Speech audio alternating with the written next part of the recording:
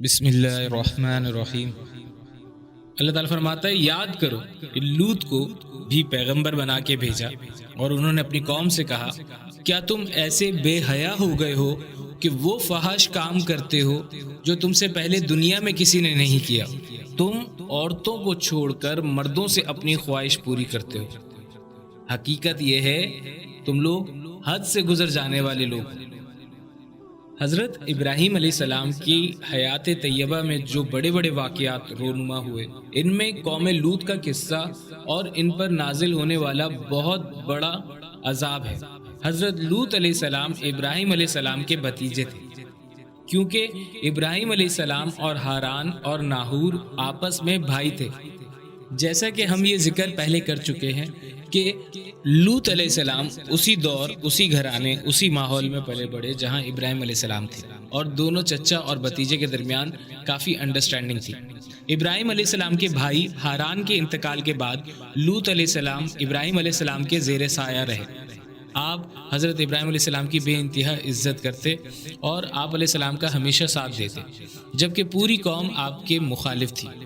ابراہیم علیہ السلام اسلام کی دعوت دینے جب دور دور الگ الگ بستیوں کی جانب رخ کرتے تو لوط علیہ السلام بھی کئی بار ان کے ساتھ ہو لیا کرتے اور آپ کو تبلیغ کرتے دیکھتے آپ سے سیکھتے۔ جب ابراہیم علیہ السلام کو ان کی قوم نے آگ میں ڈال دیا تھا اور اللہ نے ابراہیم علیہ السلام پہ آگ کو سلامتی والا بنا دیا تھا، یہ واقعہ، یہ معجزہ ان کی پوری قوم نے دیکھا، پر صرف لوط علیہ السلام نے اعلان کیا، شہادت دی اور ہمیشہ کی طرح ابراہیم علیہ السلام کا ساتھ دیا۔ جب ابراہیم علیہ السلام نے شام یعنی فلسطین کی جانب ہجرت کی تو لوط علیہ السلام بھی اپنے باقی تمام رشتے ناتے سب کو چھوڑ چھاڑ آپ کے ساتھ ہو لیے۔ جب آپ شام پہنچے تو اللہ کی طرف سے حکم آیا کہ اللہ نے لوط علیہ السلام کو اپنا پیغمبر منتخب کر لیا ہے اور آپ کے ذمے لگایا ہے کہ آپ اس قوم تک اللہ کا پیغام پہنچا دیں۔ تب لوط علیہ السلام ابراہیم علیہ السلام کو چھوڑ کر سدوم کی بستیوں کی جانب ہجرت کر گئے، جہاں آج بحر مردار ہے، ڈیڈ سی۔ یہ علاقہ آباد کئی بستیوں پر مشتمل تھا۔ یہاں کے رہنے والے لوگ فاسق و فاجر اور سیرت و کردار میں تمام دنیا سے بدترین تھے۔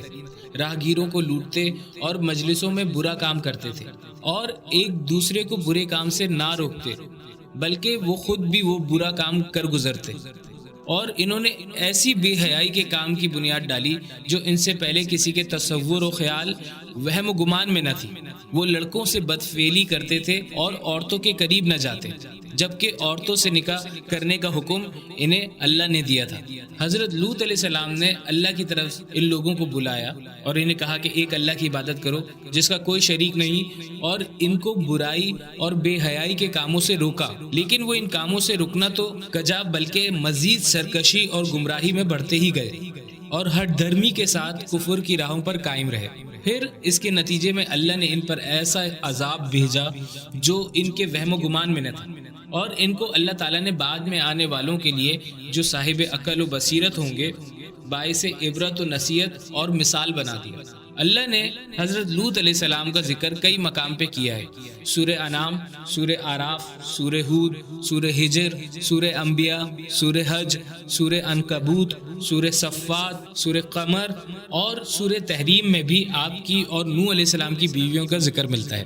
واقعہ کچھ یوں ہے کہ جب لوط علیہ السلام نے ان لوگوں کو ایک اللہ کی طرف بلایا اور بے حیائی کے کاموں سے روکا تو انہوں نے آپ کی دعوت، واعظ و نصیحت پر دھیان دینے کے بجائے اپنے غلط کام دھندے جاری رکھے۔ کوئی ایک آدمی بھی ان میں سے ایمان نہ لایا سوائے لوط علیہ السلام کے گھرانے کے۔ سب اپنی سرکشی اور گمراہی میں مشغول رہے۔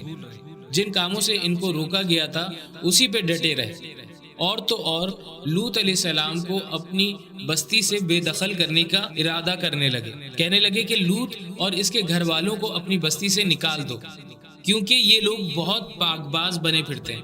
لوط علیہ السلام نے جب انہیں اللہ کے عذاب سے ڈرایا اور کہا کہ تم کیوں لذت کے ارادے سے لونڈوں کی طرف مائل ہوتے ہو اور مسافروں کی رہزنی کرتے ہو اور اپنی مجلسوں میں ناپسندیدہ کام کرتے ہو، تو ان کی قوم کے لوگ جواب میں بولے تو یہ بولے کہ اگر تم سچے ہو تو ہم پر عذاب لے آؤ۔ لوط علیہ السلام نے کہا رب انصرنی علی القوم المفسدین، اے میرے رب ان مفسد لوگوں کے مقابلے میں میری مدد فرما۔